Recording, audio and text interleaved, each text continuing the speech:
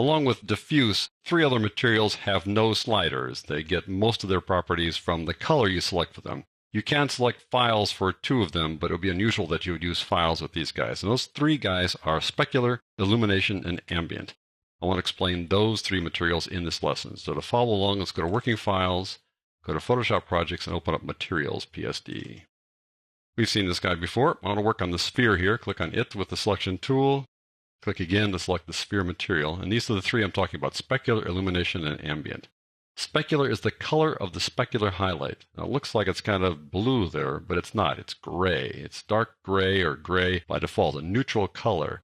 The color that's showing up there is the color that you get when you bounce a light or a neutral light off of this blue surface when it's got a curve to it like that. But you can change the specular highlight color.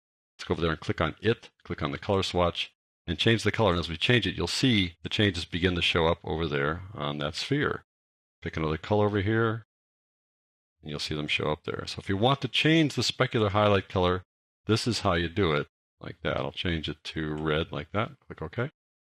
The size of the specular highlight color is set by shine. The smaller the number, the larger the shine, until you basically cover almost the entire object. And then the larger the number, the smaller the highlight, like so. Now the specular highlight is coming from the light that's illuminating the scene, the infinite light there. Infinite light is right up there, and this is the controller for it. When I click on it, you see it there. If I turn it off, you won't see a specular highlight. In fact, you won't see much of anything at all. I'm going to go over to Environment here. The reason for that is because the global light, as it's called, is black. I can increase the intensity of this black light, and eventually it kind of illuminates the scene. But you notice there aren't any specular highlights. There's really nothing pointing at these guys.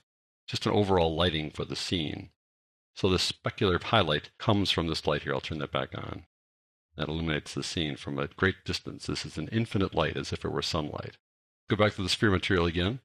I'm going to go back to specular here and change it back to the neutral gray because I want to see how that works with these other guys. So click on that. Go back to neutral gray like that. Click OK. Next one down is illumination. Illumination makes something glow from within. Notice that the default setting is black. It means there's no light coming from within it.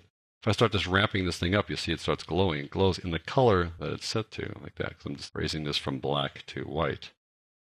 Not putting any color in it, I'm just changing the brightness of it.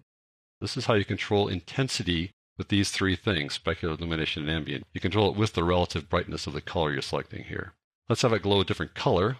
Pick green there, for example. Start pulling it toward green. You see how that affects the blue when it mixes together. How about red? Mix it with blue to make purple. Like a little light bulb inside there. That's how that works. Now, when you change something like this, you would think that it would start showing up on objects around it. It won't because you need to render these guys. This kind of a glow doesn't show up unless you render it with the ray trace renderer. So I'm going to close this down for now. Let's see how that looks. I'm going to take my selection tool and just select an area here, down here on the table, like that, and part of this guy next to it. And we'll render that.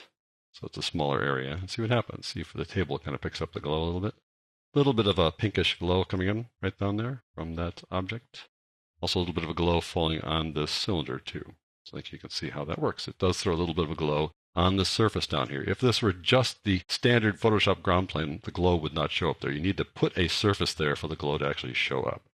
All right, let's talk about ambient. I'm going to take the glow here back to its normal setting, which is black, and talk about ambient now. Ambient is the color of the entire scene, the color of the room in which this object resides. There's an overall environment ambient color, and then there's this ambient for individual objects. So right now, the overall environment ambient color for everything here is black. I'll show you that by going to Environment. At the top here, Global Ambient is black. So I'll go back to the sphere. If I change its ambient to change the color of the room it's in to something else, its own little color room, I'll click on Ambient there. I'll take it to a really bright color, like bright red. And notice nothing happens. Click OK, nothing. That's because the ambient for the environment just overrides that because it's black. The black here in the environment wins, basically. If I change this to something else, I'll click on that. I'll change it to something that's not so black. I'll just raise it up a bit like that, make it a little bit brighter. Okay. Let's try this again. Click on U again with the selection tool. Go to its ambient. Let's change its ambient to something obviously different. Let's say green here. Now you do see that it does kind of now supersede the ambient from the room. It kind of now overrides the ambient from the room because the ambient from the room is no longer black.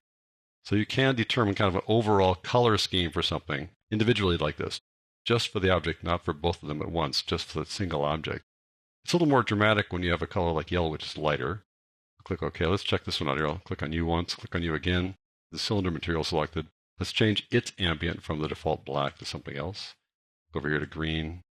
Notice that it shows up much more dramatically than the blue.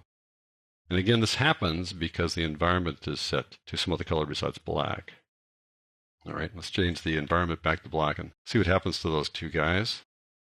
Bring this down to black now, and you notice that those two guys no longer have any effect at all. The ambient black here for the entire scene now basically overrides any kind of ambient color changes that you put in there. So that is how these three materials work: Specular, Illumination, and Ambient.